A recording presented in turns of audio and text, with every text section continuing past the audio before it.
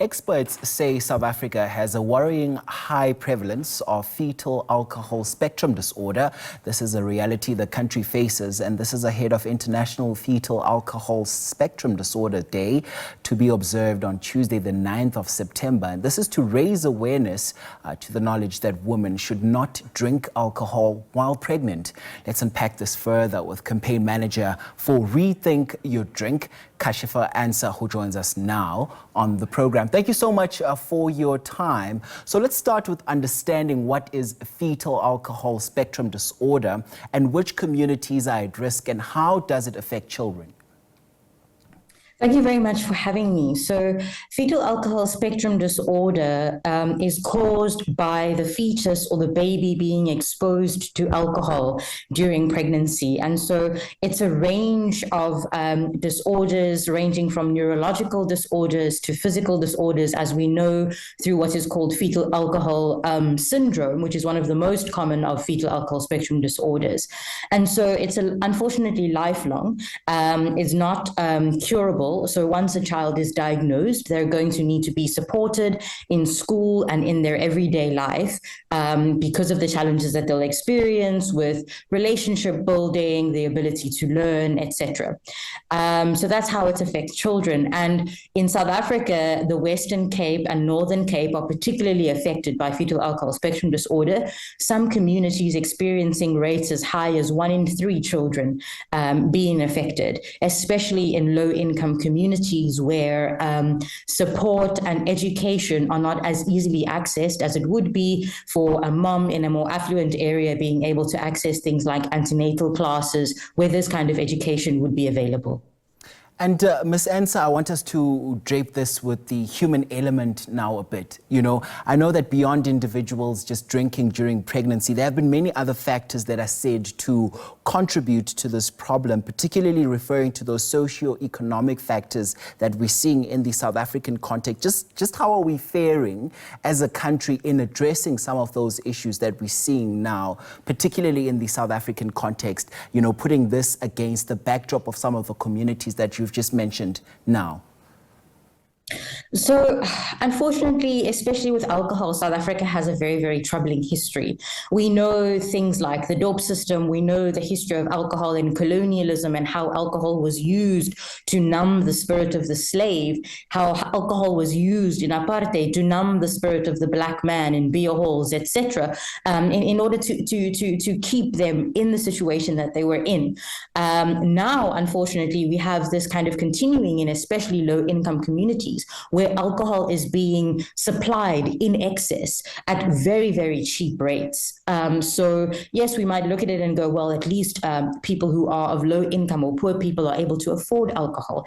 But unfortunately, they do not have the resources and the access to support services for rehabilitation. Psychosocial support is not very easily accessed in low income communities, even though they are the ones who struggle with the most harm related to alcohol and drinking. So unfortunately, we are not very far. We are not where we need to be. We've seen other African countries and other countries in the world adopting policies that help manage or restrict alcohol access so that people, especially in low-income areas, especially young people, are able to manage their consumption in a way that is healthy for them. We know that now the most recent research shows that actually no amount of alcohol is safe for anybody, but unfortunately this kind of knowledge is not easily accessed in our communities.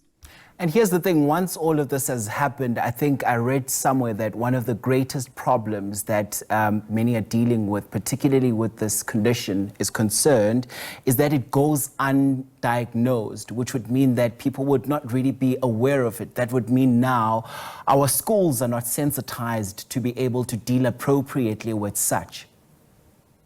Yes, so you're right, absolutely. Fetal alcohol spectrum disorders are widely undiagnosed, mostly because unless you have fetal alcohol syndrome, which is characterized by key facial characteristics, widened eyes, thinner lips, etc., a child would not be diagnosed. And so they would be considered to have behavioral challenges. They're naughty, they don't listen at school, or they'd be diagnosed with attention deficit hyperactivity disorder or other neurological disorders and won't receive the kind of support that they need from their parents, their extended families, as well as their schools.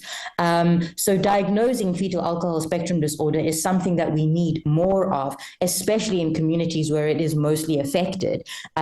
Mums need to be screened in pregnancy. They need to be educated and empowered when it comes to alcohol consumption during pregnancy, to know that it is not safe, supported by their families as well, to know that alcohol is not safe, and to be supported in their decision to not consume alcohol during pregnancy. And that support also needs to continue postpartum. When a baby is born, when mom and baby are released from the hospital, there needs to be continued education, continued communication, and screening if a health care provider were to determine that screening is needed, so that the child can be diagnosed as early as possible and supported from very early on in their lives, so that once they reach school-going age, their school, their teachers, their friends, etc., are able to provide them the support that they need to reach their full potential. And I know that you've also raised concerns around children and teens that have been consuming alcohol as well.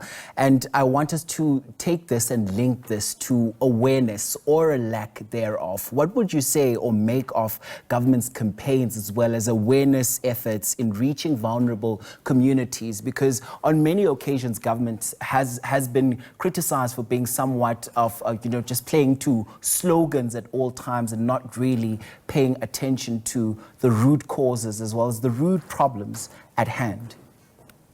No, Mkolisi, I think we cannot fault behavior change campaigns because they are excellent. Behavior change campaigns are absolutely necessary to help educate and empower people to make decisions that are going to positively impact their health and well-being. The challenge with these behavior change campaigns, especially when it comes to underage drinking, is that they are not coupled with policy implementation that will actually work to minimize underage drinking. So if we, for example, have a behavior change campaign that it works in a school to teach young people that underage drinking is not okay, we then cannot have that same young person not have access to recreational facilities or third spaces that they can go to on a Friday evening, on a Saturday, and on a Sunday, for instance, or during school holidays. We cannot expect young people to simply take the message from these behavior change campaigns when alcohol is in some cases in communities cheaper than bread. So we need policies like pricing measures like minimum unit pricing. We need advertising to be banned except at point of sale, so that alcohol is not glamorized for young people. So they're not faced with the challenge of having to go, well, alcohol, you're saying alcohol is not good for me and I'm not allowed to do it now. But on TV, there is this beautiful woman who I want to look like, who I want to be like, because I don't feel maybe confident in my own skin or confident among my friends. But this person on TV is feeling confident when they drink alcohol, and they're being juxtaposed with these two opposite messages. So really what we need to be doing is coupling these behavior change campaigns with policy.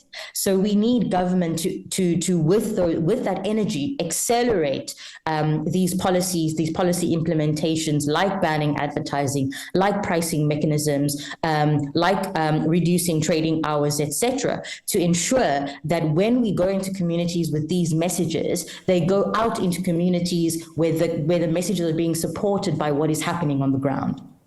Right, that's campaign manager for Rethink Your Drink, Kashifa Ancer. And Kashifa, just before I let you go, let's just give us your contact details in order for people to be able to reach out to you, should there be people that are grappling with alcoholism. You can reach out to us. You can find us on our website, that is www.rethinkyourdrink.co.za. And if you are under the age of 18 and require support, you can reach out to DGMT's Hold My Hand campaign, that is holdmyhand.co.za.